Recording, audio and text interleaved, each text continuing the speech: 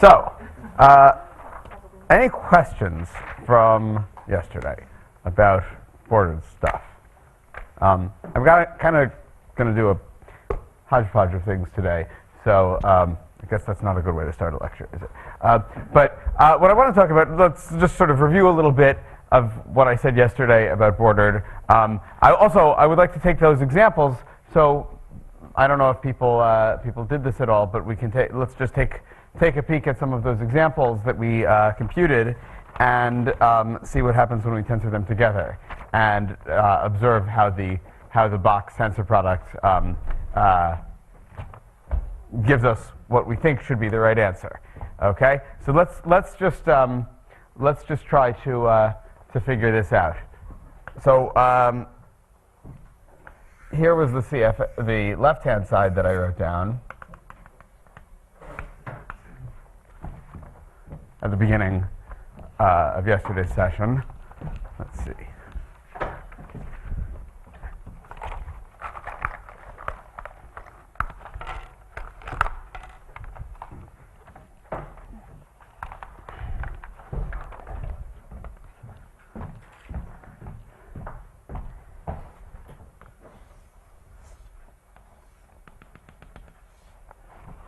Okay.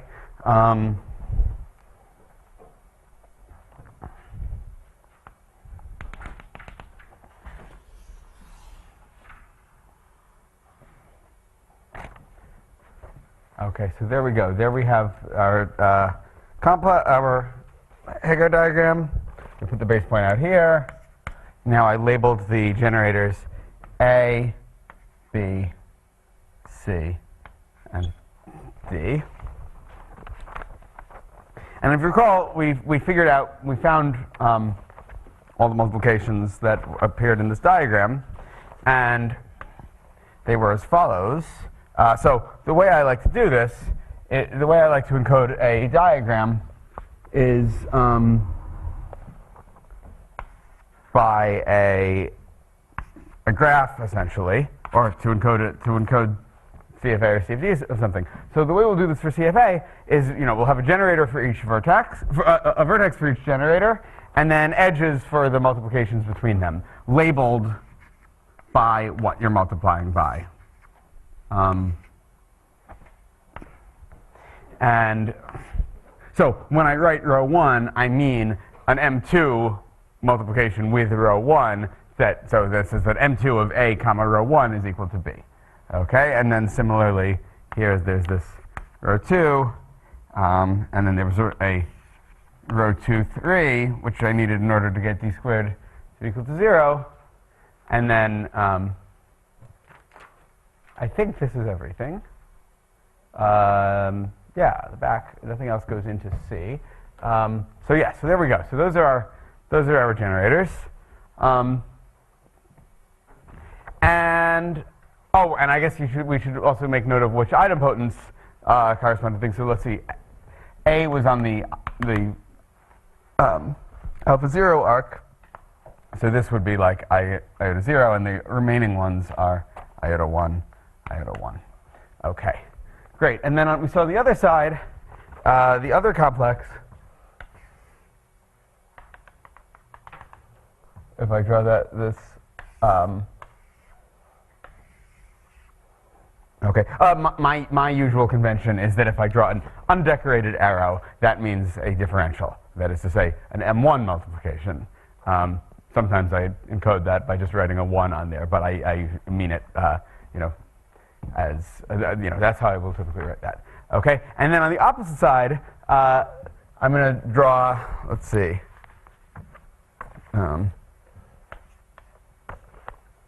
This was the one that I did.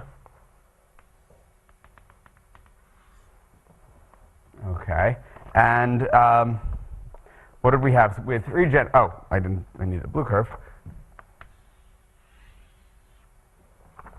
Okay, so this is P, Q, and R. If I glue these 3 manifolds, I think you'll notice that I have a Heegaard diagram for S3. If I did everything correctly. This is right? Also, by the way, you'll notice that I drew these Heegaard diagrams in a rather non-minimal way. So often I could isotope, on both sides, I could isotope the blue curves to eliminate some generators, but I didn't, sort of deliberately. I just wanted to put it there just so we could sort of see more stuff going on. Okay, so now what is this going to be? So now I have the three generators, Q, R, and P, and we said that there was a row 3.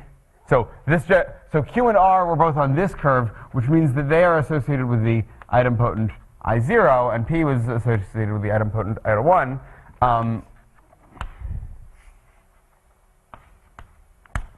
Right? So what the way that my convention on the D side, so here, for instance, these graphs are in, oops. Oh, this is a 1, and that's a row 3. And this arrow,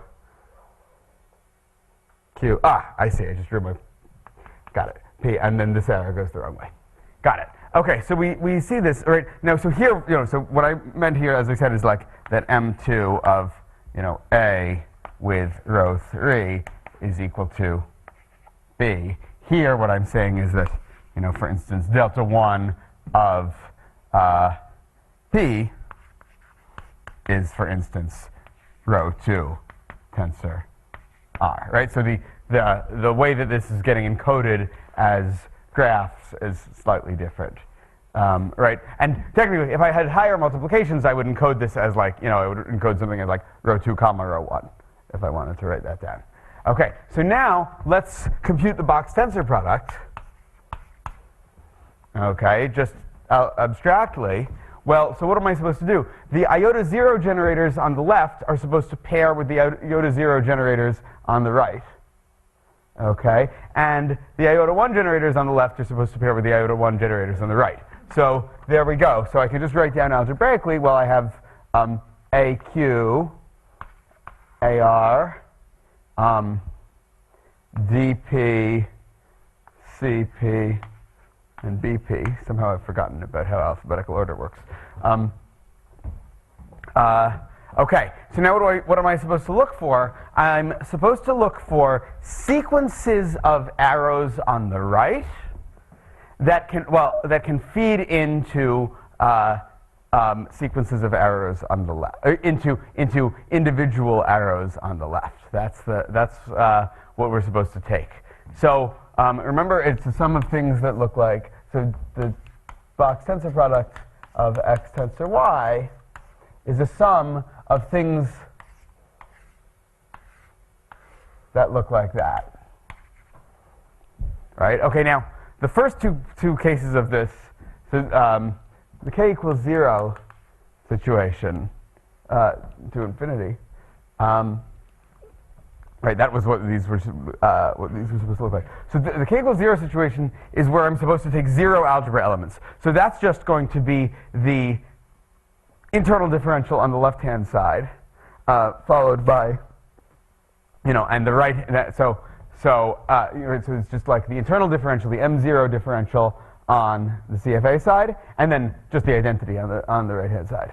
Okay, so there's this D to C, so that's going to give me this arrow. So now I'm going to encode the differential on this chain complex as a directed graph. Okay, that's going to give me this arrow. Okay, what's the next term? The next term is M2s.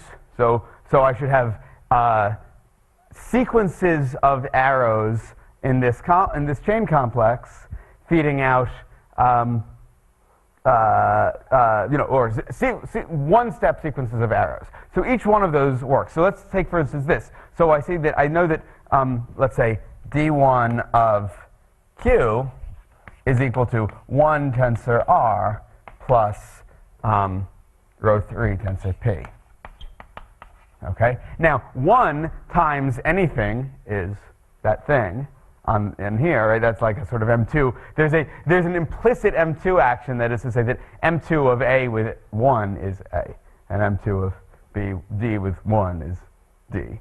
Okay, so that's always going to show up. So anytime I see a 1 coming here, I'm going to get a corresponding arrow. Okay, and then we're supposed to look at other things. So for instance, there's this row 3, there's a Q to P spitting out a row 3, right? And there is a to B taking in a row 3, right, which I wrote down here. So so that looks like this. That's, so Q to P spitting out a row 3, and that feeds into A and produces a B. And so therefore there should be a differential from AQ to BP. And similarly, coming from this row 2, from P to R, there's a row 2, and then there's a row 2 from D to A.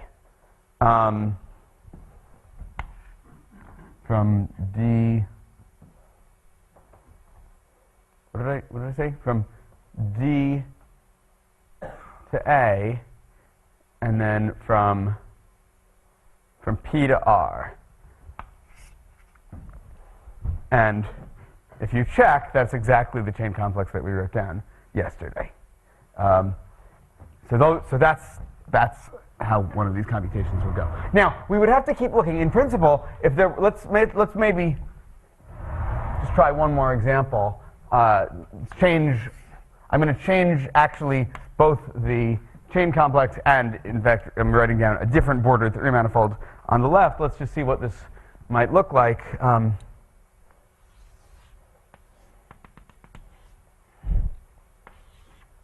Maybe I'll call this generator X. Okay, so here I told you, I believe, what the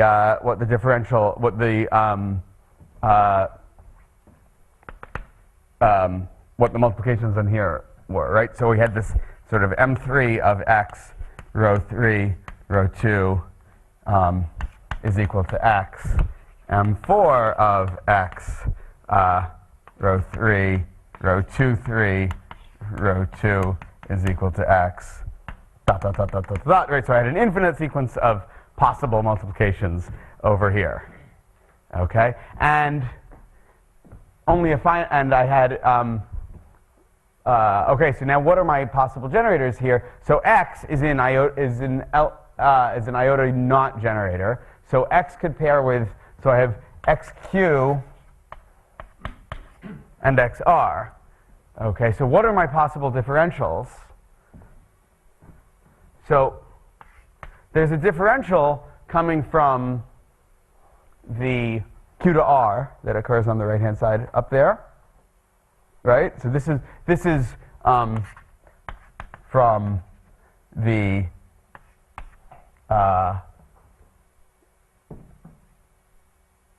it looks like this, goes Q, R, X, 1. Okay. But then there's a second differential that's going to arise here. Okay, and what is it? Well, let's notice what this is. So I have this M3 that takes a row 3 followed by a row 2, right? And now if I look in my graph up there, you see I have this two-step sequence that goes from Q to P, spitting out row 3, and then from P to R, spitting out row 2. So Q spitting out row 3 to P, and then to R spitting out row 2, and then from X to itself, taking in a row 3 and a row 2, and spitting out an X. So I get another differential, and that's what creates this. So we're working mod 2, and that's it, and then you can check that that's everything, right? So what we're seeing is that d of xq is equal to 0, the differential. Okay? So what 3 manifold is this? Anyone? This is S1 cross S2. So let's actually look at the, so I haven't said much about S1 cross S2, and I guess I haven't really touched on what it means for admissibility, for Heegaard diagrams for manifolds of B1 greater than 0 to be admissible. And so things are a little bit, there are some requirements that you have. But if you glue these 3 manifolds, well, you know, I'll let you write down the Heegaard diagram.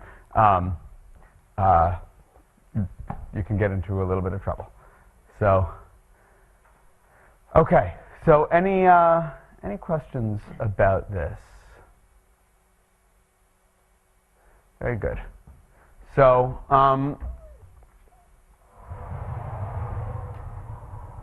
yeah, so as I said, these invariants are, the CFA and CFD are each 3-manifold invariants. They are bordered, so maybe I should say this.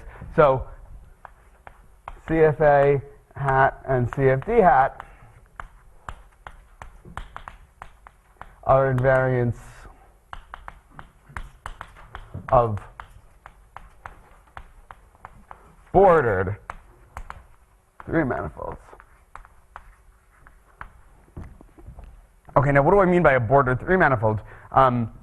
So that is to say, so this is a surface, a 3-manifold Y, and a choice of isomorphism from the boundary of F, from the boundary of Y to my fixed surface F. Okay, so this is my sort of fixed surface. Okay, so there are 3-manifolds with parametrized boundary. Okay, now maybe I want to go a little bit, get a little bit deeper into what exactly I mean by that, and how is the parameterization getting encoded here? Okay, and the way we typically do this, so you'll notice that I drew these sort of alpha arcs here. Okay, and so maybe I'll state a definition. A pointed matched circle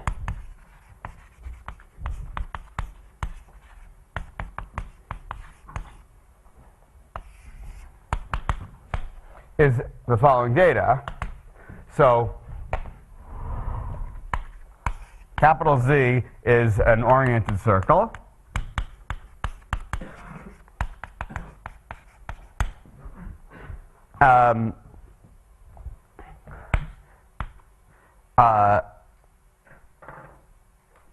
A is going to be a set of 4K points on Z. Little z is going to be a point away from those base points, and so this is the point, and then the matching is going to be a set, a function from A to, let's say, a set of 2K elements. It's going to be a 2-to-1 function. Okay, and what is the property that we want this to have? We need to have so if I think about, we're going to think about it as the circle as being the boundary of a disk. Okay, I have this base point, and then I have my 4 points, let's say, or my 4K points, and the property that I want to have is that when I perform surgery on those points, well, actually, I guess I can say this without a disk. If we perform surgery along those points, so that, those zero spheres, then I should obtain a connected circle. Okay, so such that surgering A via M produces 1 circle. Okay, so what is that here? So I think in the k equals 1 case, the k is supposed to encode the genus of the surface.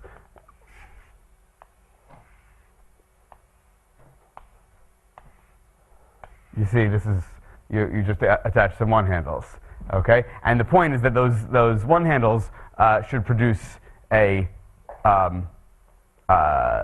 genus K surface, right, with one boundary component.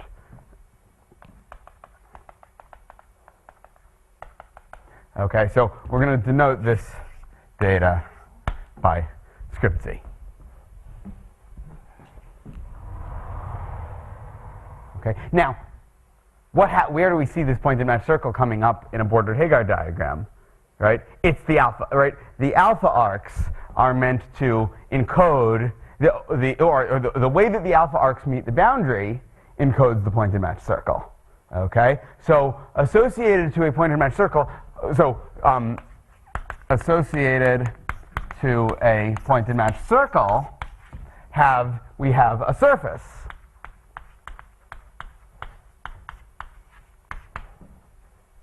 Okay, and what is that surface? Well, it's precisely it's gotten by exactly this construction. Start with a disk, attach some one handles according to the pointed match circle, attach a two handle to close it off. So we get a surface with a canonical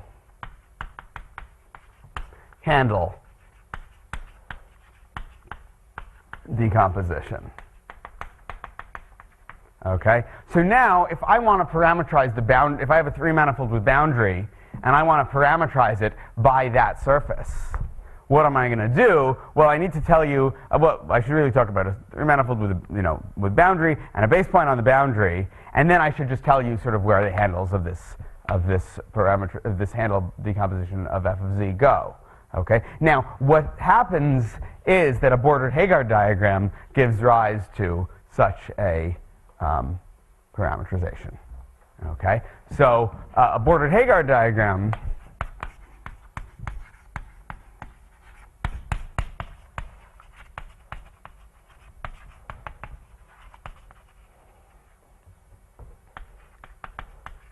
gives rise to a parameterized, so to y and phi from the bound from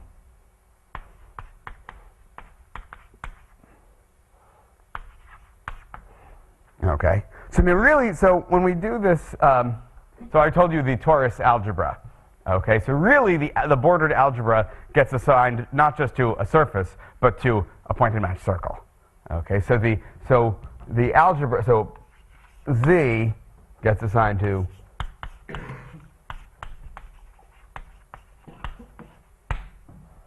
all right. So that's and so we work in the category of modules over that thing. And I'm not going to go into what the definition of the algebra is for a higher genus surface, but that's some. There we go. Okay, right. And now how does this happen, by the way? Here's an easy way to think about this. Okay, so let's say I start with I have a bordered Heegaard diagram. Okay, and let's cap off the boundary component so that it becomes closed. Okay. Now, what do I have? The beta circles. If I cap it off, and then I can, so I can think about this as being sort of the alpha circles together with that disk are precisely this, right? It's a disk with some bands attached to it, or neighborhoods of the alpha circles give you some bands attached to that disk. Okay. Well, now I take that Heegaard surface, so I take sort of sigma cross I. And then I attach the beta circles on top. So there's the disk. Okay.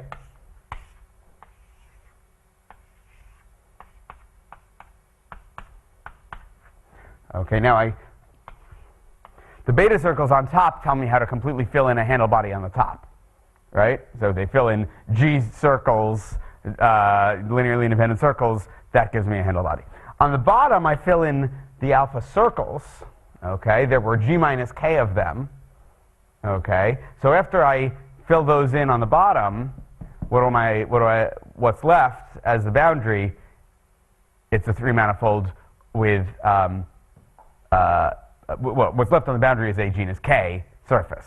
Right, after I surgered only some of the circles. There's a genus K surface, and it has a decoration, right? The alpha circles have survived on the bottom. The alpha arcs, together with the sort of designated disk, have survived on the bottom as a decoration of that surface. And that decoration is precisely the handle structure that we'd want.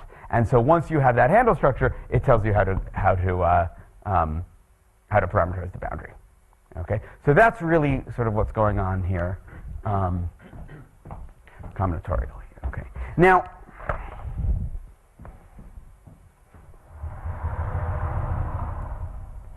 one question you might ask is, what happens when you change the parameterization? Okay, how can you? So I could get different invariance, right? By the way, let's just see this going on right here. Let's just take the two pieces here that are on the left, right? So each of those, that's a genus 1 Heegaard diagram.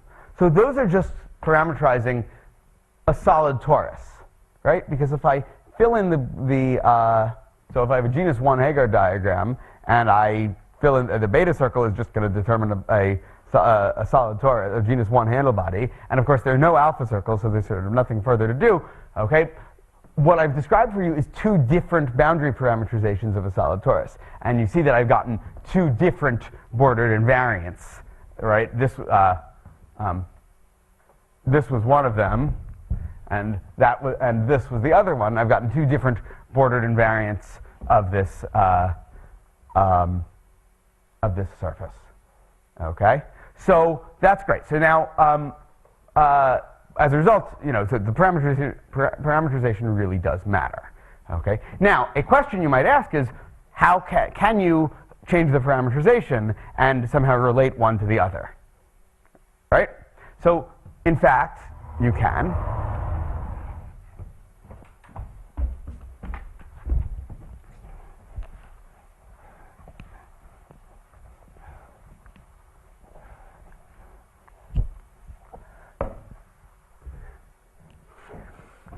And this brings us into the story of bimodules.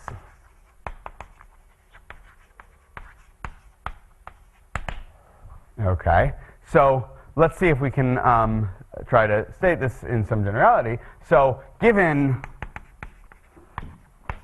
a three-manifold Y with two boundary components, which maybe I'll call D1F and D2F, okay, and if I have parameterizations of those boundaries, sorry, D1Y and D.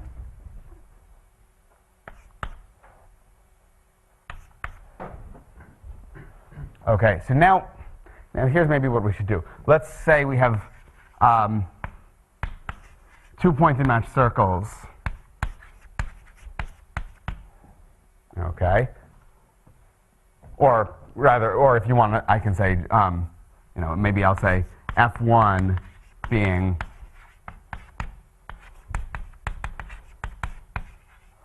I can think about sort of the canonical surfaces associated to those circles. So if I get parameterizations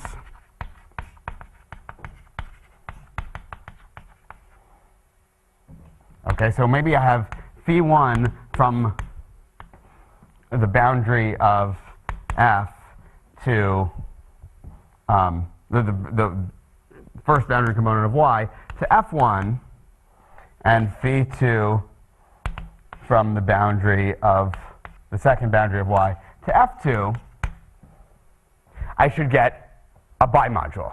Okay? Now, what kind of bimodule? We're going to have to be a little bit careful. So, as spelled out right here, I get a, I'm going to get a right,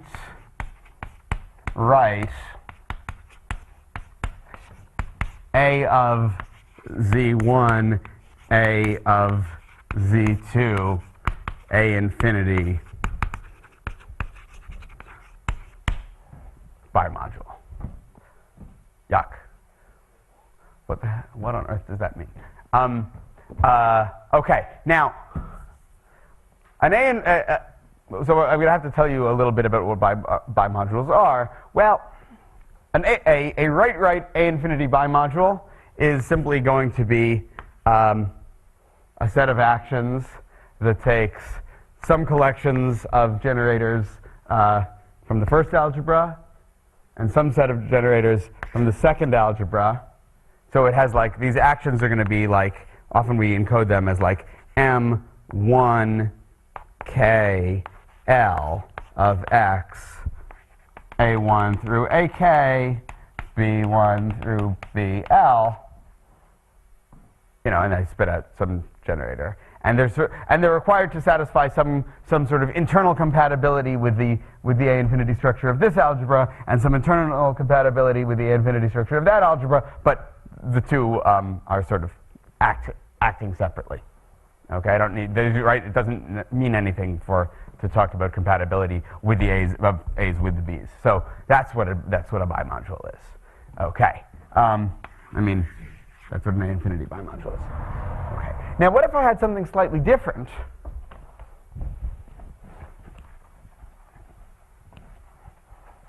What if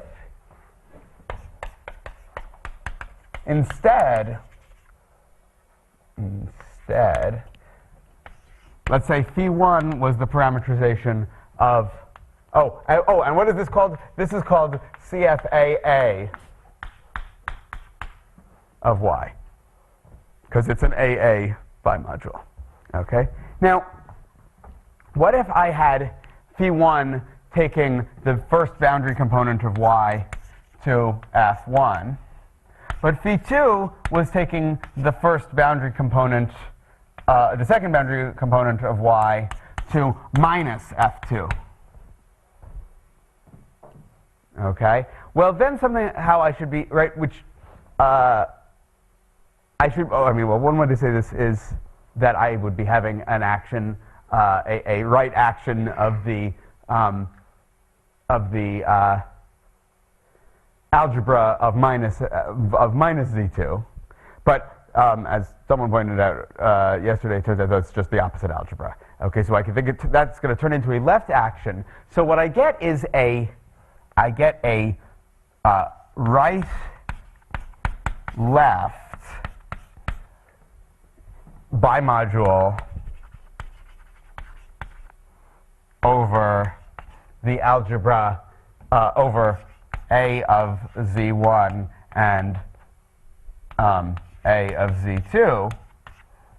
And what this is technically going to be called is going to be an AD bimodule. Okay. Now, what is an AD bimodule? Well, there are a couple of ways you can think about it. One, it's just if you want to think about it as a Z2 bimodule, then it should be just a projective DG module over A of Z2, which has the additional structure of an A infinity action by A of Z1. Okay. So we can describe this in two ways. This is either it's a projective left A of Z2 DG module, which is also a right A infinity module over the first algebra, right? So I can think about it that way, where, right, so now all of these maps are required to be like linear with respect to, not only, it's an A of Z1 module, but now I'm working not just as a vector space, but as a of Z2 module. Okay, those should all be like linear maps with respect to that. But the other way that we can encode such a thing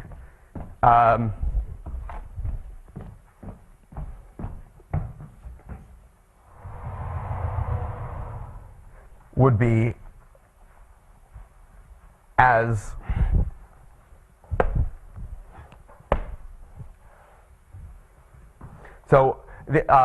a sort of more finite dimensional or lower dimensional model for this thing is as what we might call a type AD structure.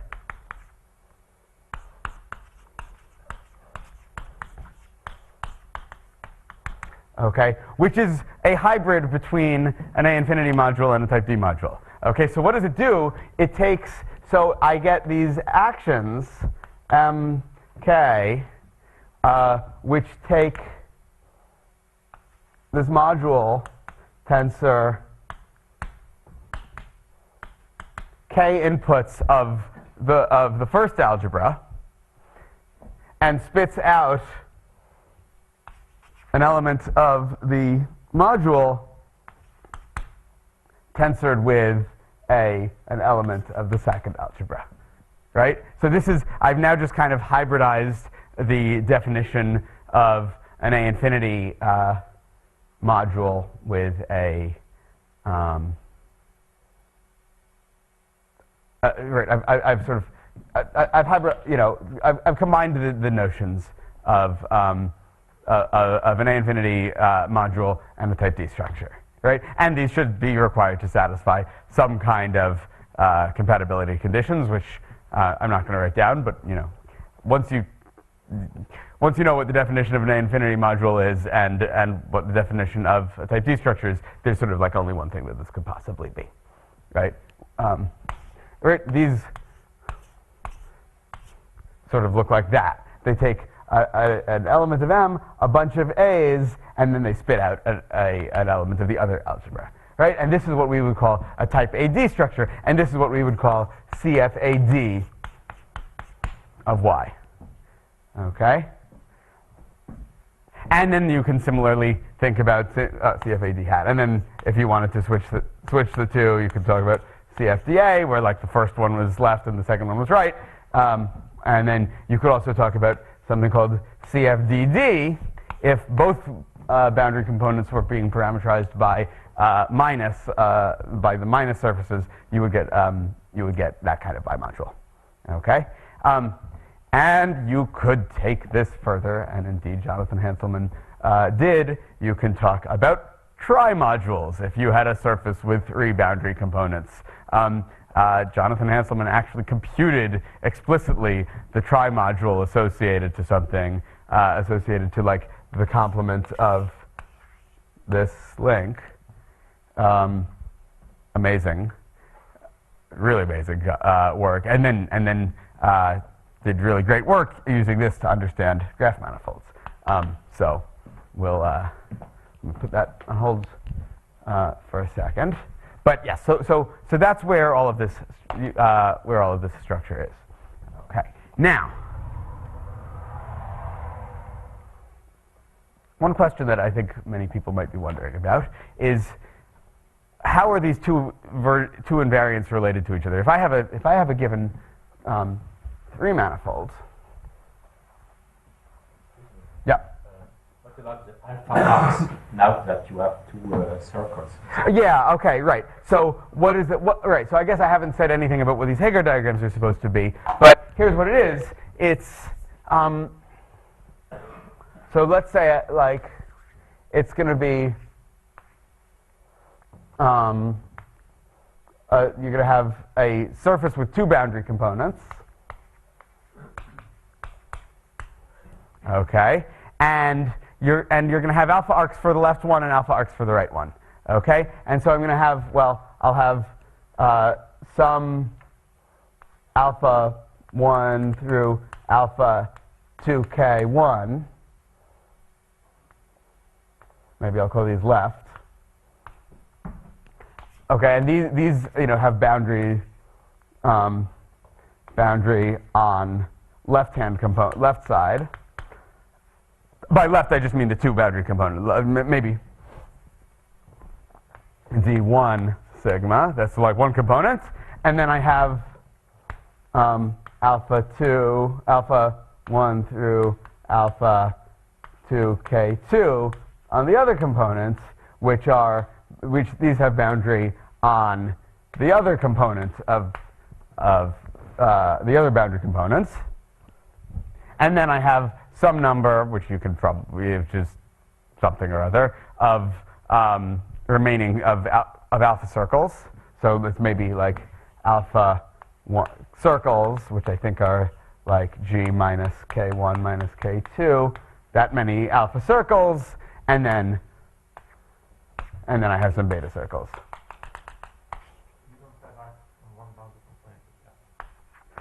That's correct. You do not have arcs from one boundary component to another. I think those would probably cause problems.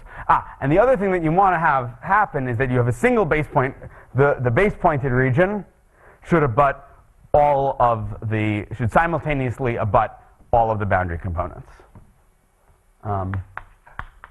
So the base pointed region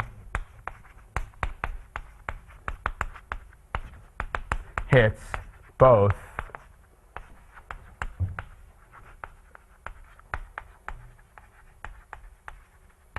So again, to see if I understand, if you cut along all these curves, you get a number.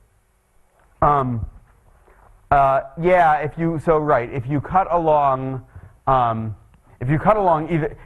all of the beta circles, or cut along all of the alpha circles and alpha curves together, you should get a connected surface. And if you cut along all of the beta circles, you should get a connected surface. Does that make sense? Yeah, but what genus? Well, not genus. What the?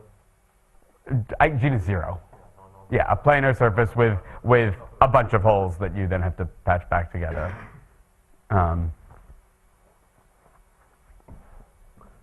Yeah, and then the base point should be somewhere. So, okay, now let's think about a couple of specific things that one might want to do with this. One thing that you can do with this is it's very useful for passing back and forth between type A and type D. Okay, so in particular, right? So one of the things that about the torus is that the natural handle body structure of the torus is sort of invariant under a reflection, right? So this is my pointed mesh circle, and those are, right? I can swap it, and I can think about trading. Okay, so let's let R from T2 to minus T2 be the reflection that that fixes the handle structure.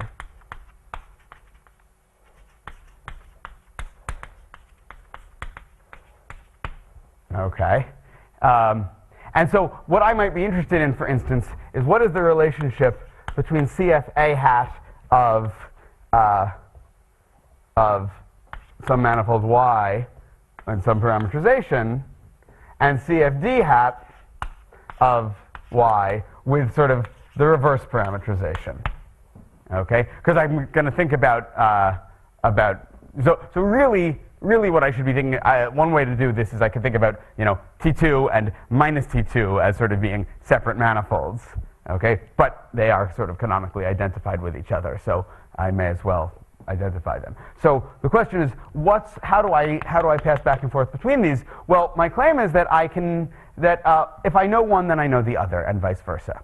Okay, and the way that I do that is I use the AA or DD identity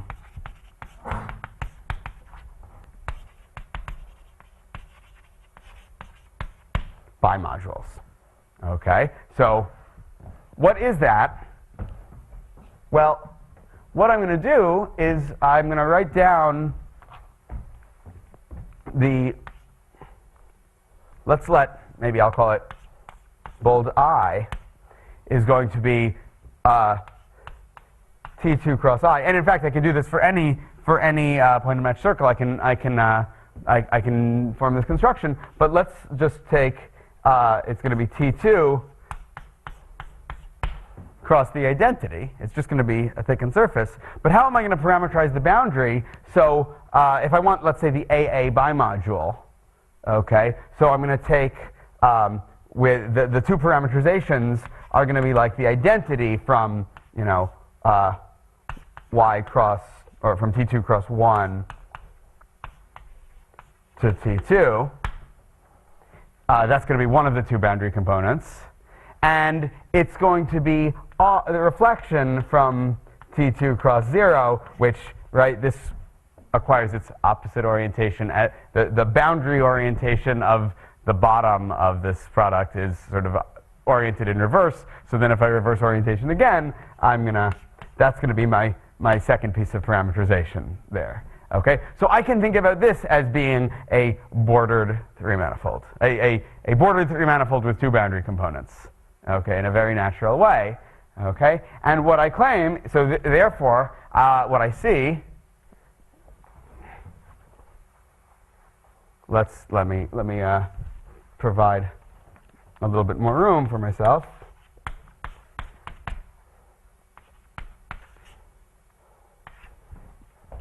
I can take CFAA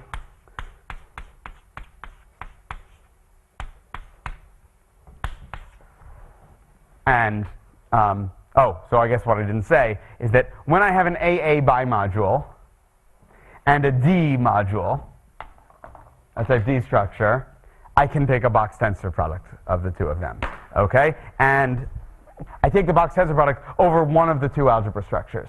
So, yeah, so maybe I should say this, right? So if I have like if I want to do gluings, okay? So if this is like y1, if dy1 is, let's say, f1 union f2, and this is y2, and the dy2 is equal to minus f2, okay, then what I should say is that CFA, for instance, of y1, which I'm going to think about as being a right A infinity module. So I'm going to think about this as being a right A infinity module over F1, right? So I can think about that. The gluing theorem says that I can obtain this thing as CFA A hat of Y2 oh, sorry, this should be like Y1 union Y2. This is the glued up thing. This is CFAA hat of Y1 box tensor product over A of F2 with CFD hat of Y2, right? So this has two algebra actions, and when I take the box tensor product of an AA bimodule with a D module, I get an A module. One A and D annihilate each other, and the remaining A stays. Okay, so and you can just sort of check that all of the box tensor product formulas sort of carry through the way that you would think that they should carry through. So this is one way that you can pass back and forth, right? So assuming that I know the the identity AA bimodule, which is written down by Lipschitz, Sorsbath, and Thurston, I can pass back and forth between the two. Now, what I said is that this is usually easier to compute. So if I want to compute CFA hat of y, it's sort of easier to compute this and then compute that. Okay. Now, the whole point of this, by the way, is let me try to draw a Heegaard diagram for the. Let's see if I could represent any of this sort of with the Heegaard diagrams. If I had a typical type D. I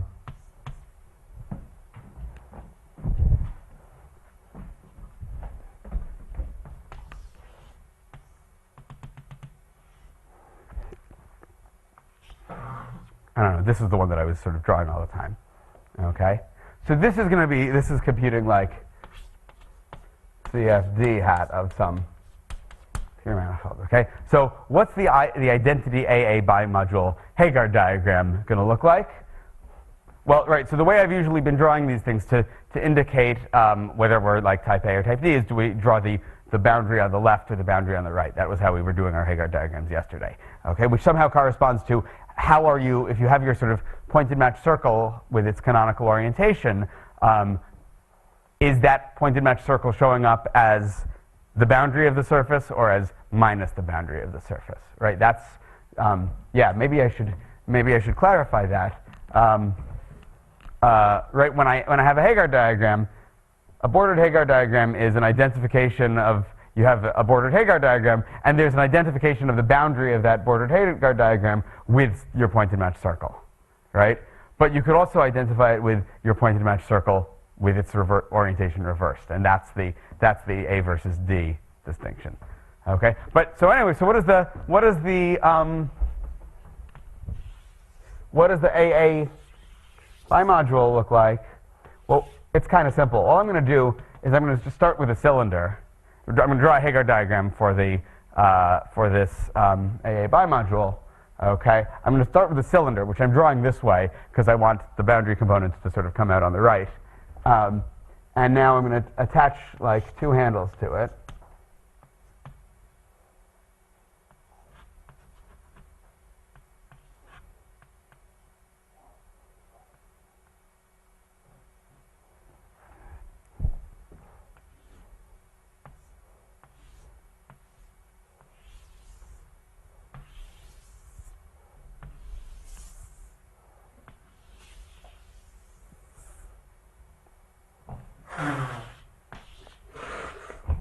Okay, and that's going to be my, so over here when I compute, if I just like manage to figure out how to compute the bordered Floer homology of this left-hand side, okay, so this is going to give me CFAA hat of the identity.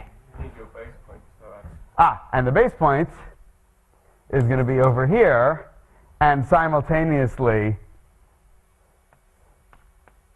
over here and over here, right? It goes around the back. Okay? So now you see I've just, this is, so what am I doing, right? So now one thing you can do, if you, I guess I didn't talk much about Heegaard moves last time, but when I see an alpha circle and a beta circle that intersect each other exactly once, they can be destabilized, right? In the glued up Heegaard diagram, I have this alpha, this beta circle here, okay? And now this alpha arc, right? So let's notice, by the way, if I look at this, let's first look at the two boundary component piece here. There are 4 alpha arcs, 2 on one boundary component and 2 on the other. One of them is that, one of them is that, and then one of them is this pair, and one of them is this pair, right?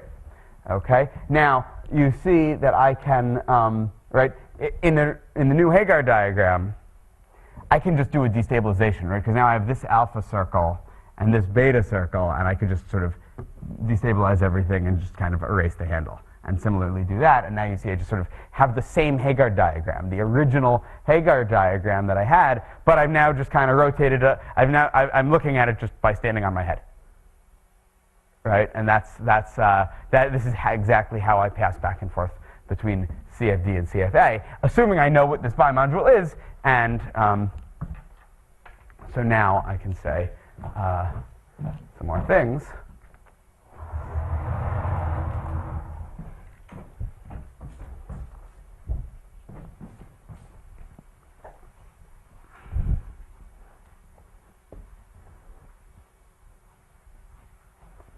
So we fully understand, so for any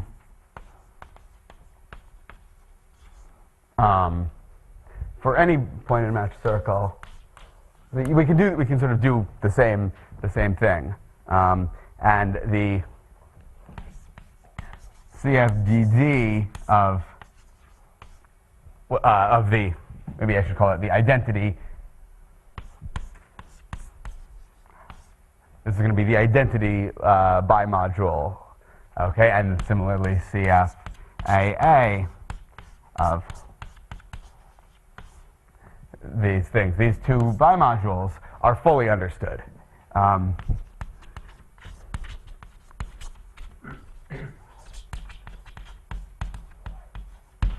Okay, and this uses, so this is Lester Soderfeld from Princeton, and then also Bohua Zhan, who was a graduate student of Zoltan Sabo and is now at MIT, was, filled in part of this program. Okay, so that's one thing that one can do. Right. So in general, it's easier to compute CFD. You sort of have to look at fewer holomorphic curves, and then you can just use that to recover CFA of the same thing, where you just down on your head. So, okay. What else can I do? Let's now think about a slightly different construction. Okay.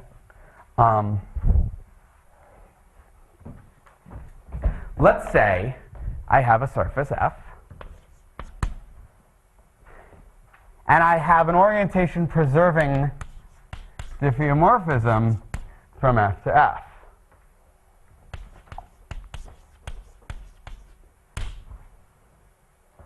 Okay, and let's say perhaps it also respects subhandle. So what could I do? Okay, I could try to relate. So how are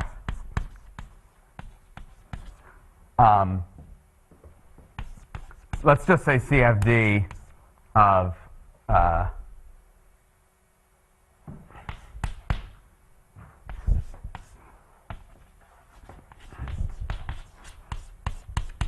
I'm going to say everything in terms of CFD just because it's sort of easier to work with. Y, so phi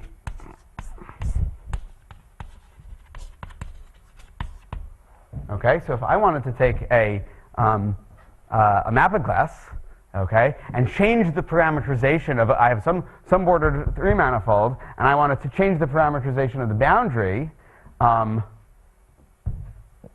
can I do that? Okay, so, well, here's going to be the answer in general. So here's what I can do. Let's consider the mapping torus, or so the mapping cylinder of C. Okay, so let's let, I don't know, Y sub C be F cross I with 2 different identifications of the boundary. Okay, so I guess we should say, I guess maybe, if I want to be really careful, maybe I should say that C is is an orientation preserving diffeomorphism of like minus F. I don't know. So I want to view so parameterize the boundary. Well, maybe that's sort of unnecessary. The boundary components in 2 different ways. Okay, so somehow what is it? It's like Y. It's F cross 0 and F cross 1. One of them is being parameterized by the identity, okay, and one of them is being parameterized by C, okay. So what I get is a bimodule associated to this. I get some bimodule, which is maybe what I'm going to call CFDA of C, which is exactly CFDA of that mapping cylinder. Okay? And what we see, maybe I'll just write it here, is that CFD hat of, well, assuming maybe I'm off by a sign somewhere, but which I'm confusing my left and right, but it's something like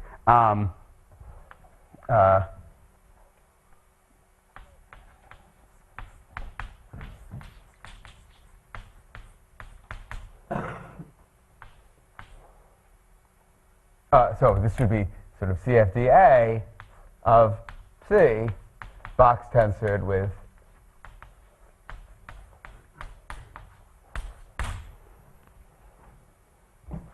okay, so I can change the parameterization, right? Somehow when I do this gluing, right, if I glue this cylinder to Y, I haven't changed the parameterization of the boundary.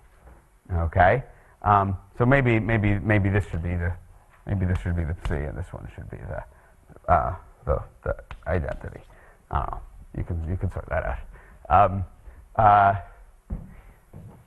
So if I know what this is, for instance, then I should be able to figure out what this is. Okay. Now, what's nice here is let's see what else I could say. Getting into right. So now I have these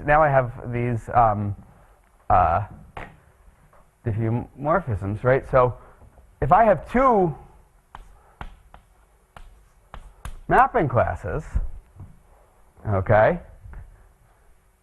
what I should be able to say is that, and indeed can say, just because this is true it's true sort of the topological invariance of bordered Floer homology tells me that CFD-A hat of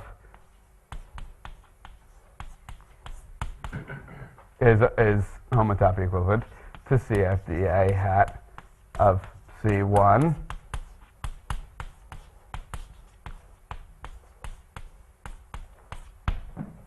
okay. So here's something I could do. Now this is going to tie into what Tony was talking about yesterday. I can think about the category of, let's say, left DG modules, or equivalently type D structures, over the algebra of some surface.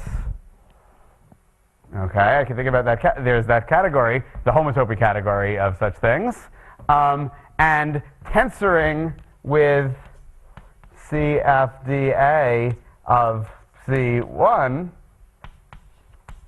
Let's maybe call this category equal to C. So tensoring with some fixed bimodule gives me a functor in that category. So what am I getting? I'm getting a representation of the mapping class group on a category. So this gives a representation of the mapping class group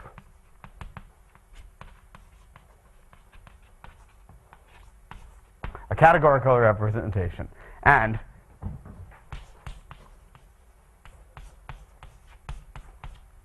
a theorem of Lipschitz and Thurston, it says that this is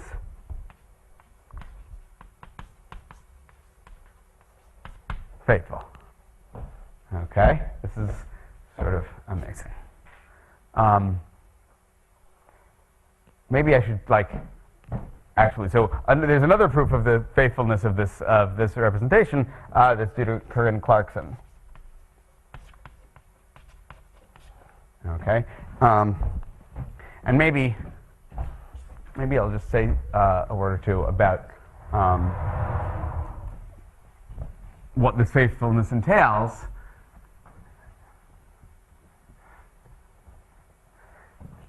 Which is, so here's a nice concrete way of saying this. So theorem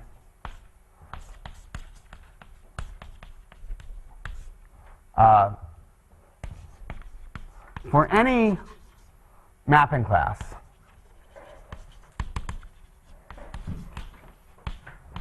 phi, and I'm going to say other than the genus equals to hyperelliptic involution,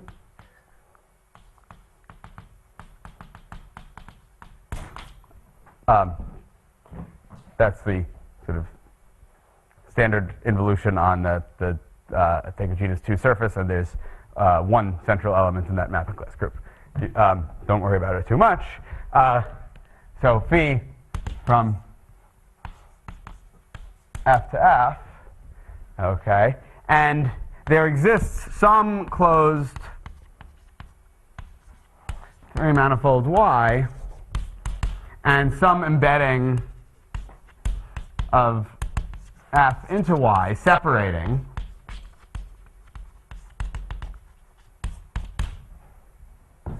such that if I take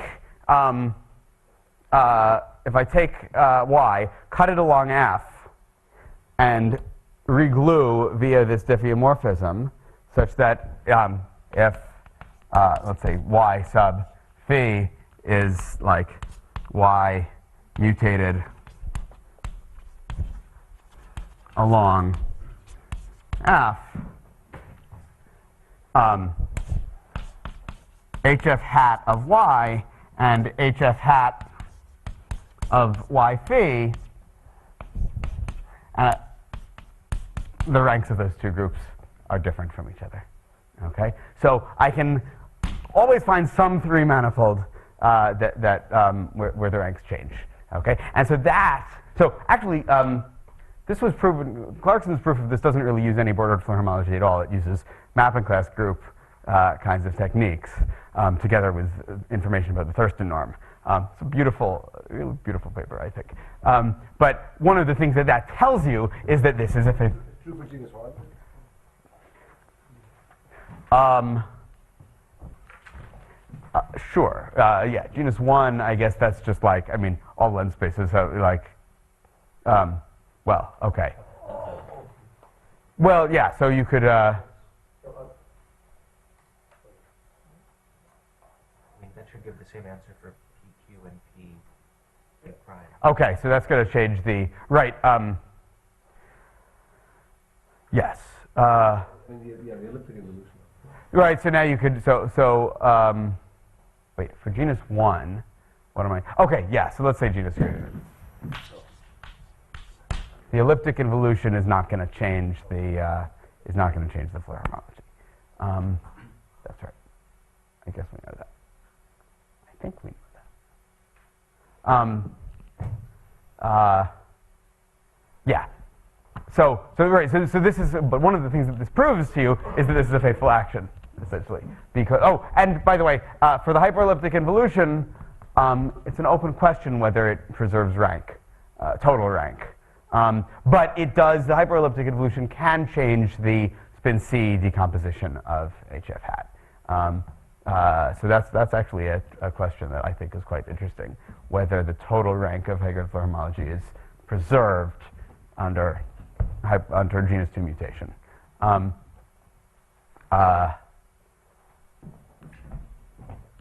Okay, but one of the things that tells you is that this is a faithful action, right? Because how could you view this operation? You can view y, right? I split this into 2 halves, okay, and I can compute this from like CFA of 1/2 together with CFD of the other half. I can compute this with CFA of that first half, CFD of the second half, but sticking in a bimodule in between. Okay, and if those are yielding different answers, then that bimodule had better have been a different bimodule, right? So, okay, great. So maybe, oh, let me just actually say one more thing about this story. I have lots of energy today, so let's just power on through. Did you notice?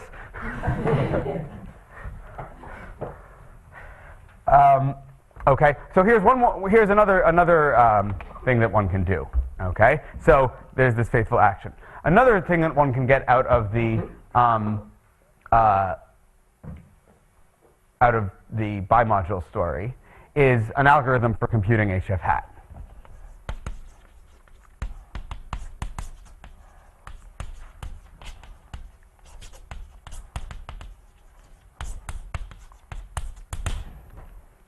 Okay, well, what do we need?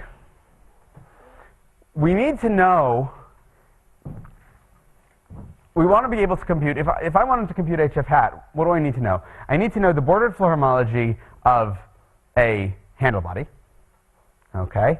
And I need to know the bordered Floer homology of every single element of the mapping class group, okay?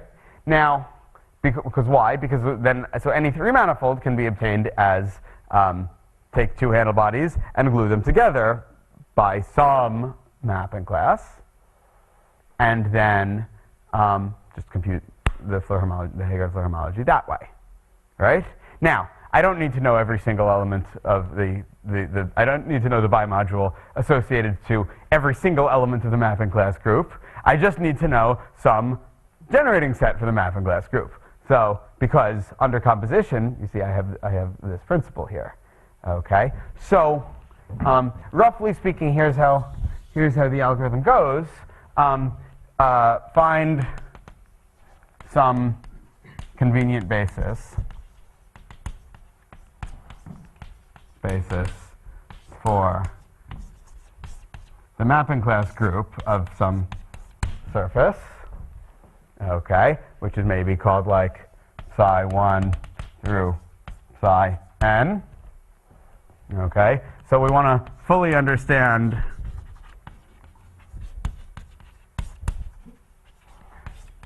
CFDA hat of each of these things. Okay, and now given and also CFDA or CFD hat of a handle body, some fixed handle body. Okay. This is not exactly how Lipschitz-Oshweth and Thurston's paper is written, but I have there's another version of the pairing theorem that really only works in the world of CFD, which I kind of don't want to get into too much, but now given a Heegaard splitting,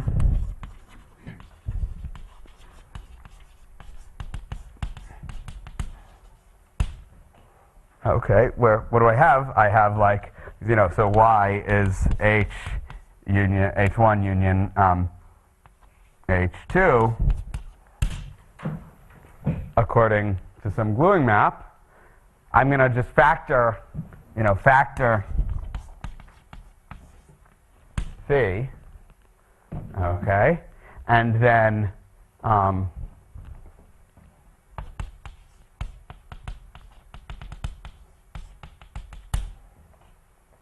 into these fixed maps that I have here, okay, and now I can write that basically HF hat of Y is going to be like CFA hat of the first handle body, okay, which let's assume this is some sort of standard parameterization that we understand, box tensored with CFDA of psi 1, box tensored with blah blah blah, box tensored with CFDA of psi 2, of psi ik, oops, that would be psi I1, box tensored with CFD of H2. Okay? And then you can do this. So Lipschitz-Oshweth and Thurston did explicitly compute. So actually what they did is they computed the DD by modules of these psis. Okay? And it turns out that there's a way of using what's, instead of the tensor product pairing theorem, there's the Hom pairing theorem. There's some notion of duality, and I don't want to get into it because it's very algebraic, but they computed this all with the DD by modules. And Bohua-Jean then actually fully understood this for the DA by modules. Okay, so actually, so again, this is going to be, and Bohua has actually implemented this algorithm. Okay, so he has a whole Python implementation of all of this stuff, and it's amazing. I've used it sometimes for computing certain, I needed to understand the invariance of some particular genus 2 handle body, but with a weird parameterization of its boundary. Well, all I needed to do is figure out how to factor the parameterization of its boundary into these particular generators from the mapping class group. Feed it all, the way I fed this in is I emailed the sequence of things into Bohua, and he plugged it into the computer. I'm not a good programmer, but yeah, and it gave me exactly what I needed. So all this has been done. Certainly in genus 2, it's like actually works in reasonable speed. I think I don't know much about like how quickly it runs and higher genus things, but it does. So HF hat is therefore actually sort of completely algorithmic. There's the nice diagrams approach, which is sort of different, but this is like really actually usable in a nice form. The other thing that's kind of cool is that what Jean also did is that you can write down a completely combinatorial proof of the invariance of HF hat. Okay? Namely, if you understand all of the relations that these generators satisfy, which one does, you can then just try to test that those relations. So just like define the bordered Floer homology of each of those mapping classes to be what you think it should be. Verify that those satisfy that the bimodules of those bimodules satisfy the relations that you would think that they should satisfy, and then voila, you have a three-manifold invariant. So, you know, because that would tell you that this decomposition is sort of invariant under the choice of factorization that you used. Okay, so you get some really amazing stuff out of this bimodules story. So, okay, let's take a 2-minute break actually, and then when we come back, what we'll talk about is I want to get a little bit. So I've been talking about sort of the big picture here. I want to get a little bit more concrete again, and specifically in the torus boundary case, talk about what the bordered Floer homology of a knot complement looks like in terms of CFK. And we're going to, that'll tie everything together very nicely. And I also segue into what Liam wants to talk about tomorrow. Okay. What we were going to be interested in is, if I have a knot and the 3-sphere, let's try to get nice and concrete again. And we'll in fact talk about why we need the 3-sphere here. How can I describe CFD hat of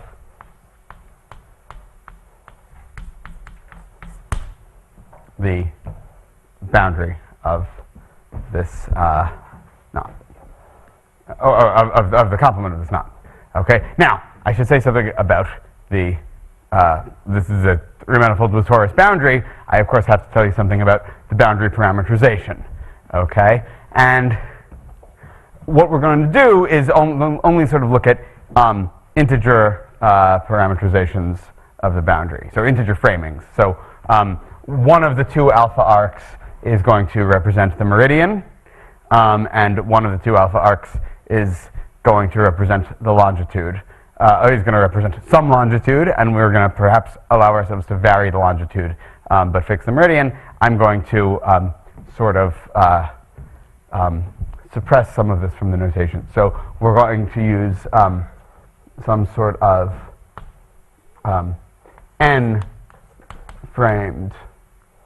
or maybe I'll call it framing n-framed.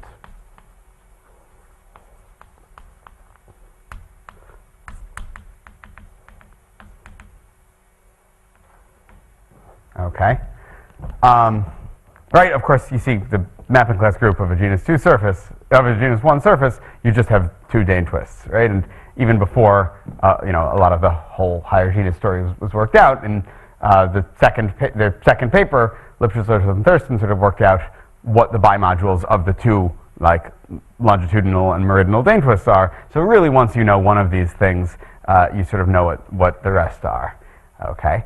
Now, what we'll do is let's just sort of try to remember, actually, the first thing, I want to go back a little bit and think about CFK, okay, because we're going to need this, and I guess I never said anything about the tau invariant. So if I'm going to say anything about this, I should tell you something about tau.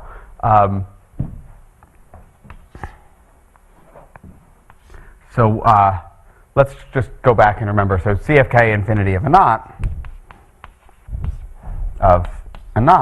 we need to know all of that. And remember, we did this for the trefoil, right? So for instance,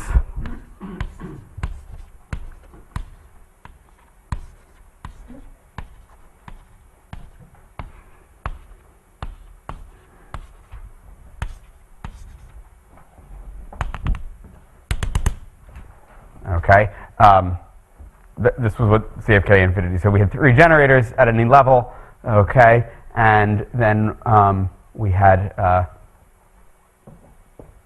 we had the differentials laid out, and they occur in some kind of infinite repeating pattern, right? There's a U symmetry, so I somehow have like a sort of single fundamental unit that gets repeated over and over and over again. Okay. Now, ultimately, what I'm going to be interested in is sort of the horizontal arrows and the vertical arrows. Right? More complicated complexes might require you to have some diagonal arrows in here as well. turns out those are actually not going to affect our story very much at all. But the one bit of terminology that I want to just tell you is the tau invariant, which can be seen as the following. Let's look at the I equals 0 complex. Okay, so what was that supposed to represent? This is CF hat of Y of S3. Right, so that was just, if I specify to one column, that's saying require, right, remember the two directions correspond to the two base points in my Heegaard diagram, right? And how far to the left an arrow goes says how many times it passes over W, and how far down an arrow goes says how many times it passes over Z, right? So now, if I only look at a column, which is to say, take this subcomplex and mod out by this subcomplex, okay, that is saying only look at the arrows that pass that miss the W base point. Okay, so this is like so it's like CF hat of alpha of sigma alpha beta W, and its homology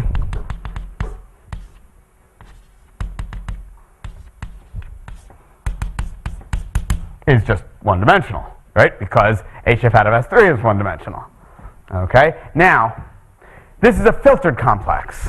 So this is a filtered complex.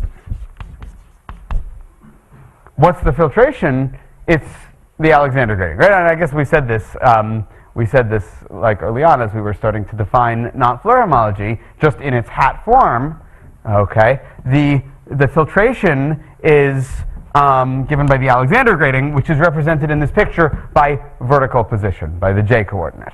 Okay, filtered by the Alexander grading. Okay, so what we can say is that, I mean, the real careful way to say this is that we have these subcomplexes, Fj sitting inside of Fj plus 1, sitting inside this C, like inside CF hat. Okay, and then so at some point, now I can like look at the inclusions from the homology of the Jth filtration level into the homology of the total chain complex, right? So each inclusion map induces a map here, okay, and of course they all factor through each other. At some point, the generator of this is going to be hit by one of those levels. Okay, so we define tau of k to be equal to, right? And this whole story, this whole filtration, is the filtered complex. The filtered chain homotopy equivalence type of this filtered complex is an invariant. So all of these maps on homology are somehow not invariants, and so we define tau of k to be the minimum value of j for which this hits the generator.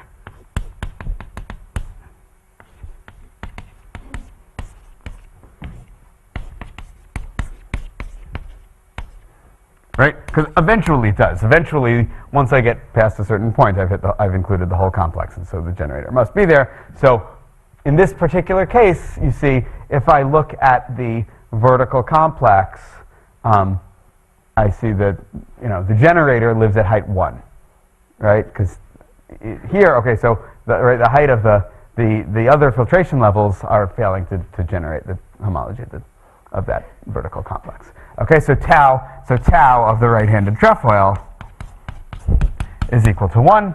Tau turns out to be a a really great not invariant.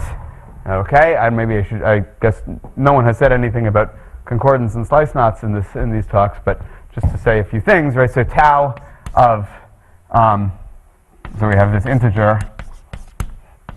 So tau of k1 connects k2 is equal to tau of k1 plus tau of k2. And what's really nice about tau is that it gives a bound on the slice genus. So the absolute value of tau of k is less than or equal to the smooth slice genus. That is to say, the genus of the minimal genus of a smoothly embedded surface in the 4-ball whose boundary is your given knot in the 3-sphere. Okay, so we could talk a lot about that. We won't. But so tau, like understanding tau for various classes of knots is really great, because if, for instance, this is one of the tools we have for instance, showing that we have knots that are topologically sliced but not smoothly sliced. Okay, so one thing that one might want to do potentially is be able to compute taus for all sorts of interesting kinds of knots. Okay, so now, as an example of kinds of knots you might want to know tau for, satellite knots. Satellite knots come up all the time in concordance construction. What's a satellite knot? So that is, take a knot in the solid torus, view that solid torus as a neighborhood of some other knot in the 3-sphere, and then consider the image of that knot under that embedding. Okay? So this is like, you've seen satellite, anyone who has long hair is familiar with satellite knots. Take you know, a bunch of strands of your hair and tie them together into a knot. That gives you a, I don't know why you do that, but okay. So great. So what we might, so this is one instance where we might actually want to be able to, the bordered Floer homology of a knot complement might actually come in quite useful. Okay. Now, so here's what I claim. We can obtain a description of CFD of the knot complement in terms of CFK, in terms of this CFK infinity complex. Okay, and let's assume. Okay, so I don't know how much algebra does it really say here. Let's just do this, the example of the trefoil. Okay, and then we're going to see. Well, you know, we'll sort of see this more generally. So let's assume that we can find some basis for the CFK infinity, such that when I look at this sort of infinite repeating unit, okay, I can kind of find a basis where each element either has an incoming arrow. Where I want to find a basis where each element has either an incoming vertical arrow, a single incoming vertical arrow, a single outgoing vertical arrow, or neither. Okay? And I would also like each element to have either a single incoming horizontal arrow, a single outgoing horizontal arrow, or neither. Okay? So let's assume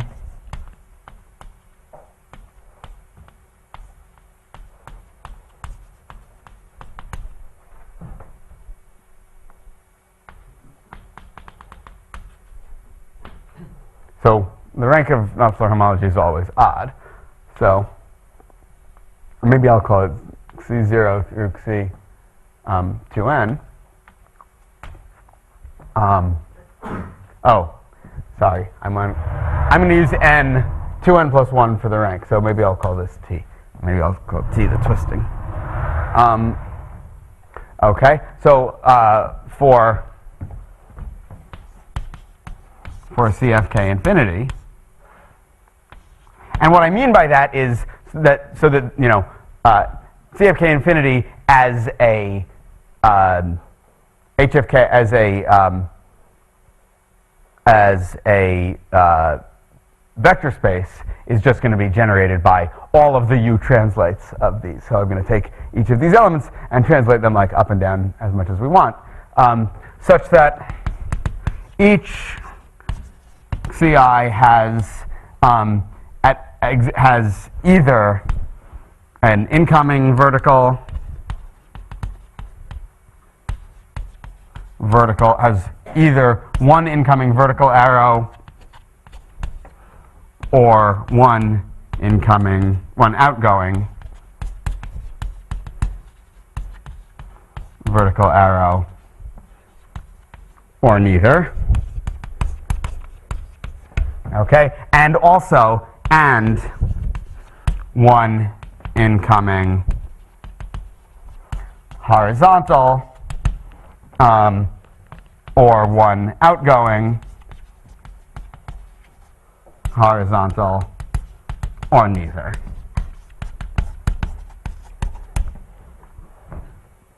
It turns out that you can always find a basis that satisfies this. And you can always find a basis that satisfies this. We don't know if you can always find a basis that simultaneously satisfies both. Okay? We certainly know of chain complexes for which it's possible. You know, a hypothetical doubly filtered chain complex that could serve as CFK infinity of sort of both of sort of a hypothetical knot. But we don't know of an actual knot whose CFK infinity can't be put in this form. And actually, I guess this is going to come up maybe tomorrow. This is we're going to call this sort of vertically simplified.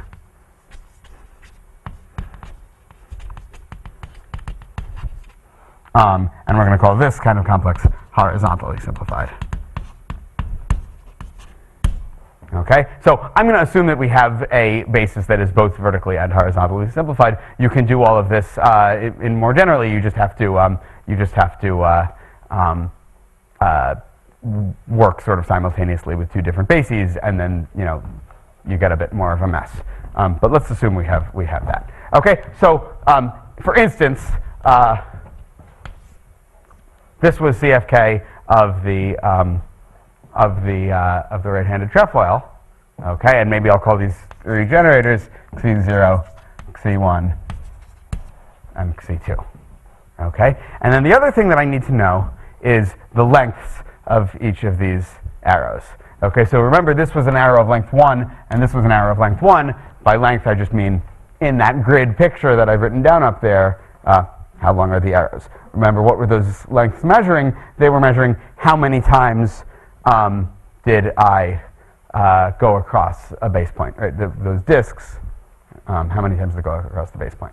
Okay. Now, by the way, all of this is going to be based sort of only on the doubly filtered chain homotopy type of CFK infinity. Okay. So this assumes I can get there after I did some amount of cancellation and simplification of the chain complex.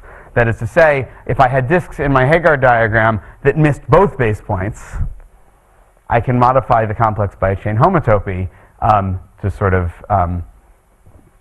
simplify those arrows away, and I'm not changing the doubly filtered chain homotopy type. But that should just be our picture for now. Okay. So now, what I'm going to do is I'm going to write down, now tell you a recipe. So a recipe for CFK, passing from CFK infinity of K to the bordered Floer homology of XK, the CFD invariant. And this is all proven by the Prof and Princeton. Okay, so how am I going to do this? So I need to, there are the two idempotents, okay? And there's the iota 0 idempotent and the iota 1 idempotent. And let's just start with the iota 0 idempotent. Iota 0 CFD hat of xk, right? These all multiply on the left, okay? This is going to be generated as a F vector space.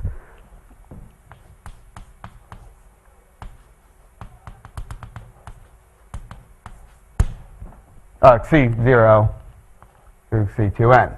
It's going to have exactly the same rank as, it's going to have the exact same size as one of these fundamental repeating units here, okay, in the CFK. That's the first thing we're going to want to say. Okay, and the way I'm usually going to just lay these out on a page is exactly the way that I've laid out these generators on a page. So take one of these fundamental repeating units and just like write down those same elements. So I'm going to lay them out.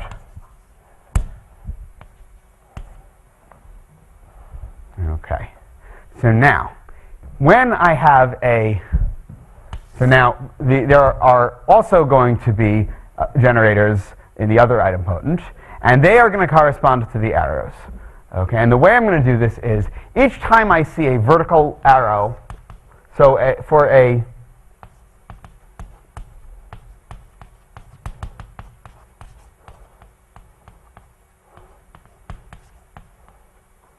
of length kappa, no, length, I don't know. I called the generators kappa, that's right. Length k. What I'm going to do is the following. From Xi to Xj in CFK infinity, I'm going to write down the following chain of, I'm going to write down the following chain of generators and differentials. Xi is going to be here. Xj is going to be here. I'm going to stick in k generators in between. If this was an arrow of length k, I'm going to go kappa 1 up to kappa k, and then there are going to be a little string of differentials that go like this. There's going to be a rho 1, 2, 3 at the bottom, and then there's going to be a sequence of rho 2, 3s, and then at the top, there's going to be a rho 1 that goes that way. Is that right? Yes. Okay. So in particular over here, I have an arrow of length 1. So in this particular example, so I'm just going to call it kappa here, and there's going to be a rho 1, 2, 3, and a rho 1. Okay.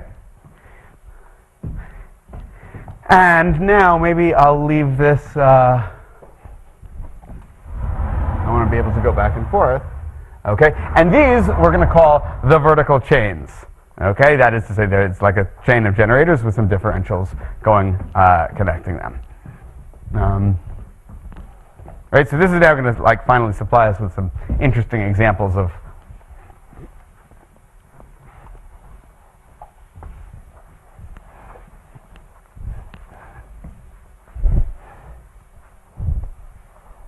ordered stuff.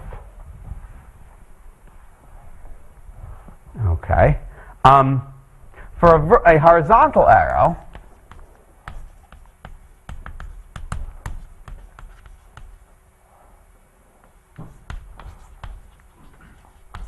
of length L, which goes like from Xi to Xj like that, in the original chain complex, in the in the CFK infinity, we're going to end up with what we're going to write down is a horizontal chain, which is going to look like the following. So here's Xi, here's Xj, and then there's going to be rho 3, so lambda 1 through lambda L. And again, I have a bunch of rho 2, 3s, and then rho 2. Okay. So in this case, it was length 1, so I'm going to go rho 3 followed by rho 2. Okay. Everyone happy?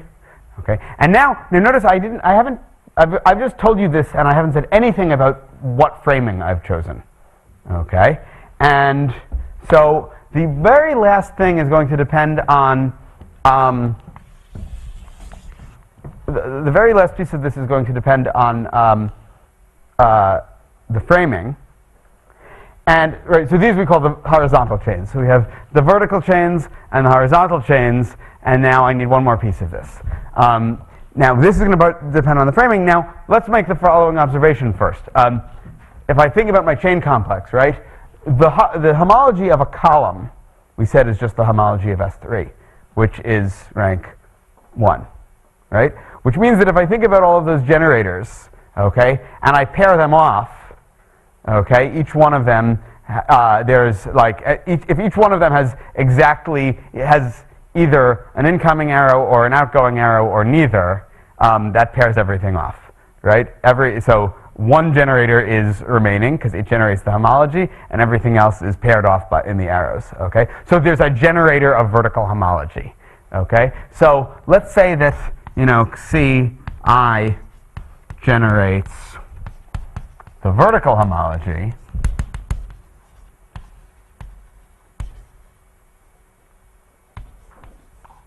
and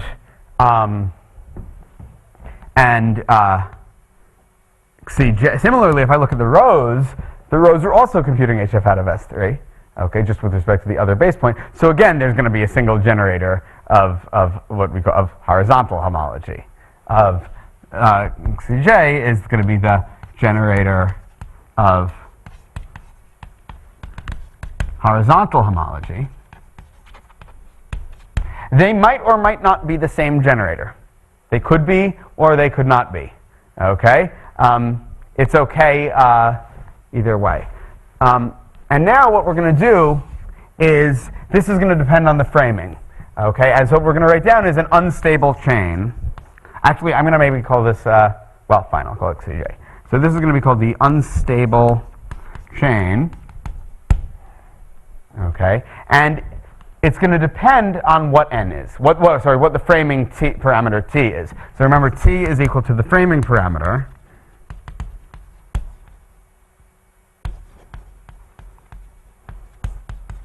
Okay, and let's let r be the absolute value of t minus 2 tau of k. Yes, 2 tau of k. And it turns out that it's going to depend, what the remaining chain in this complex look like is going to depend on what t is compared to 2 tau of k. Okay, so if I'm going to have to do this all sort of slowly. If t is less than 2 tau of k, then the chain that I'm going to stick in is going to look something like the following. So I'm going to take the generator of the generator of horizontal homology looks like, well, I called that Cj, and it's going to have a chain that starts with a row 3, and then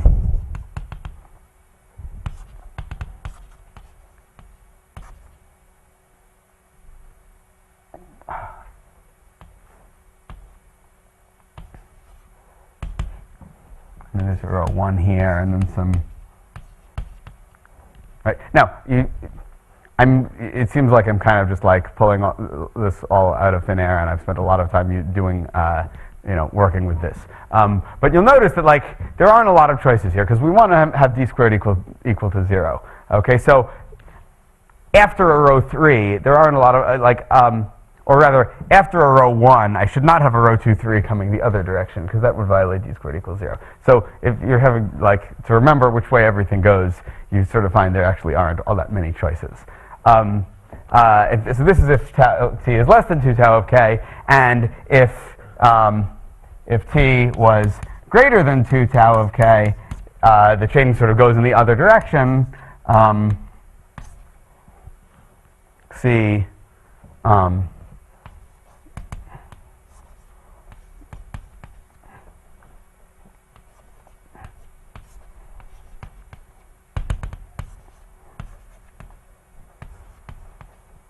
And then this goes like a row 2.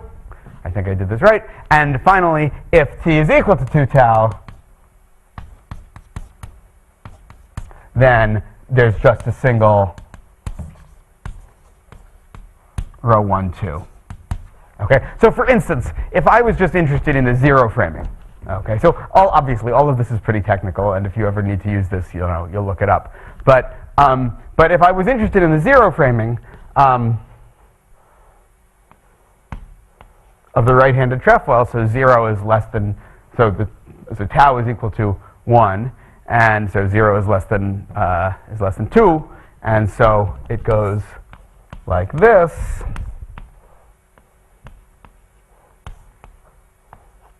And there we go, and that's now CFD the trefoil complement with 0 framing. Okay, so this is CFD hat of the right-handed trefoil complement with 0 framing. Okay. Now, it's sort of interesting how one proves this. The first thing that Lipschitz, Orzhov, and Thurston did was to prove this for large framing, actually for very large negative framing. Okay, so using an explicit, like staring at a Heegaard diagram and trying to relate the disks that pop up in this Heegaard diagram to the disks that pop up in a Heegaard diagram for CFK. Right, that was sort of the first piece of the story, was to work with a particular model of this, okay, where we had lots of generators in this region here, right? And then the next piece of the proof was to understand what happens when you have the bimodules, right? So they explicitly worked out the bimodules for the 2 Dane twists on a torus, right? For left and right-handed Dane twists along the longitudinal thing and the meridional Dane twist. In particular, the meridional one is what we want, right? Because the meridional Dane twist is not going to change the meridian, but it's going to change the longitude by adding or subtracting a copy of the meridian. Okay? So if you wanted to vary the meridian, okay, the observation that they make is that when you take this chain complex and tensor it with the bimodule associated to the meridional Dane twist, okay, and then perform some simplifications, right? You end up with a few more generators than this, and then you can do some simplification. This part of the complex ends up being unchanged, as does this part. Okay, you end up with this nice graphical description. The only thing that changes is the chain that connects from here to here. That's why we call it the unstable chain. Okay,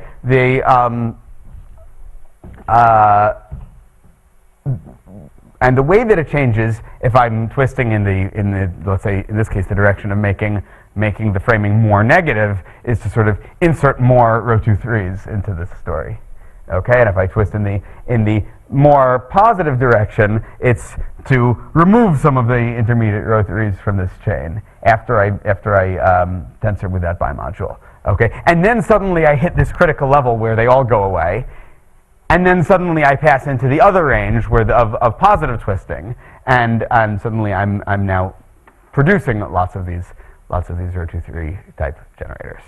Okay, and so this is sort of the first observation, which I guess Liam will sort of pick up on tomorrow, which is that there are certain aspects of the bordered Floer homology that sort of don't change under some kind of Dane twisting, and a certain nice type of presentation. In particular, notice that we sort of have a loop, right? If I encode this this graph, this bordered Floer homology as a graph, okay, then because I was in this situation where I had this vertically and horizontally simplified basis, what I end up with is a loop. Okay, so it's a bivalent graph. Every vertex, every generator has exactly 2 either incoming or outgoing multiplications. That property is going to turn out to be very important for certain things. Okay, so let me maybe say just a final word about sort of what one can compute with this type of thing. So one thing that people have done is to use this to try to understand satellite knots. So this was so computations of tau of satellite knots.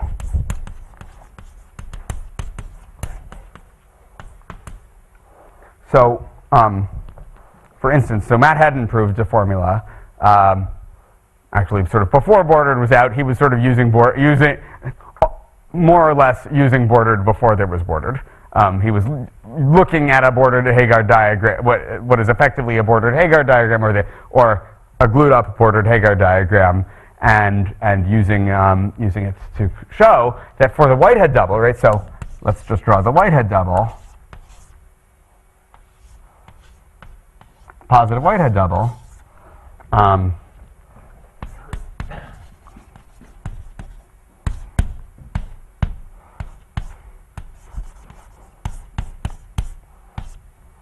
is equal to 1 if tau of k was positive, and 0 if tau of k was less than or equal to 0. Okay? And the way one does this is actually rather straightforward. All sorts of these tau computations turn out sort of to work the same way. What we're going to do is compute a CFA, let's say, of a certain solid torus. Okay? We're going to write down the solid torus. Okay? But we're going to write down a Heegaard diagram for the solid torus that has an extra base point in it. Okay? And when you have a bordered Heegaard diagram with an extra base point, just like an extra base point in a original Heegaard diagram encoded a knot in that in that three manifold, the extra base point in a bordered diagram is going to encode a knot in the bordered three manifold. So extra base point in a bordered Heegaard diagram is going to encode a knot in a bordered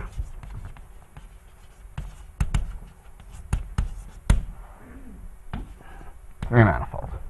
Okay? And when you glue, so this is going to produce an extra grading, essentially, on the, it also produces sort of an extra Alexander grading. Now, gradings in bordered can be very subtle. It works sort of exactly how you'd think it would work. When the knot in the bordered three manifold is a null homologous knot, everything works sort of exactly as you'd hope.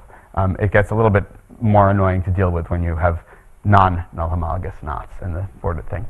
Okay, so now when you take the tensor product of that with some other bordered three manifold, when you glue things up, you produce a knot in a closed three manifold. Okay, which is going to be in this case we're going to be doing a solid. This is going to be a solid torus. Okay, so we're just going to be producing S3, but with a new knot in it, namely a satellite knot. Okay, and what happens is that you then want to stare at that chain complex. Let's say you wanted to compute tau of a satellite knot.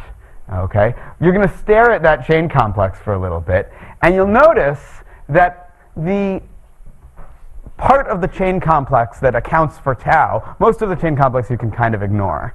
But there's usually, like what often happens is that there's sort of one particular piece of the chain complex, a direct summand of the chain complex, that's coming from these generators, the unstable chain. Okay? And it's really only the form of the unstable chain that somehow matters. Okay? And it turns out that if you try to do this for the Whitehead double computation, you get precisely this formula sort of pops right out of that. And then, so there has been various similar work using other satellite operators, myself, and Ina Petkova, doing this for cable, and Jen Hom, doing this. They both did aspects of this for cable knots. And then I did, more recently, some work on this on a certain interesting winding number 1 satellite operator, and trying to understand how tau behaves, and what you can, and your the bordered, this sort of structure theorem for CFD. Even if you're just interested in, let's say, computing tau, you can kind of zoom in on one particular portion of the chain complex, and this structure theorem for CFD turns out to be really useful for those kinds of computations as a tool, as a computational tool. Okay, so I guess I have sort of 1 minute left, and I'll just then set the stage for, I guess, some of what Liam will tell us about tomorrow, which is sort of one more use of this that I think is really a great application, right? I mean, computational tools are nice, but really the thing we ultimately want is sort of how do we prove sort of general theorems about HF hat of 3 manifolds. And sort of the first taste that you could maybe do this using bordered was, again, using this CFK to CFD formulation, was the following. So suppose J and K are knots in S3. Let's say we have 2 knots in S3. Okay, so let's let Y of J comma K be the union of S3 minus the neighborhood of J glued together with S3 minus a neighborhood of K. So we're going to splice the 2 knot exteriors. And the way now I need to specify the gluing for you. So I want to specify that the meridian of J is going to go to the 0 framed longitude of K and vice versa.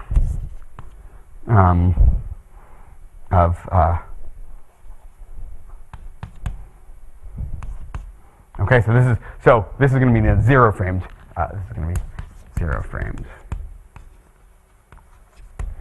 Okay. If J and K are so notice that when I do that, I get a homology sphere, right? Because this is just like homologically, this is just like gluing 2 solid tori to produce S3, right?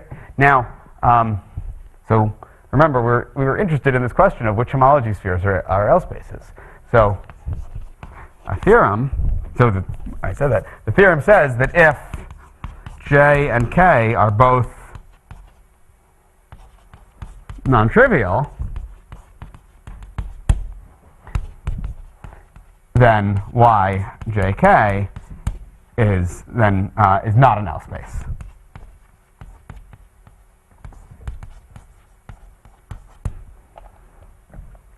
So the way we did this is to look at the really explicitly look at CFD and also explicitly look at CFA. Turns out you can remember I said that we have this identity AA bimodule. So there's a nice, for the torus algebra, there's a very nice clean algorithm for passing back and forth between CFD and CFA. And we just by basically staring at this structure theorem long enough, you can explicitly see 2 elements that end up having non-zero, two elements that end up being cycles and end up being linearly independent in homology. And so therefore, assuming the knots were non-zero, were both not the unknot, and therefore you get this result about, you see it's not an L space. Jonathan Hanselman then proceeded to do a related thing where now we vary the unstable chains. Okay, so now think about gluings where we glue one longitude to another longitude. One longitude to a meridian and a meridian to another longitude, but now no longer requiring 0 framing. Now you can produce L spaces in this way, and suddenly it became apparent that when you get an L space is very controlled. Okay, basically the two knots have to be L space knots. Is that the statement? And there's like a real control over the framings. And this became sort of the first evidence that there should be some real controls on when some kind of gluing of 2 manifolds along a torus can produce an L space. Now, one possible way to move forward on this would be to try to extend this CFK to CFD formula to the case of knots in arbitrary homology spheres. But it turns out that there's more algebraic structure, which I guess we'll hear about tomorrow, that kind of makes actually our results and Jonathan's earlier results fit into a much bigger picture. So, okay, I think I'll wrap up there.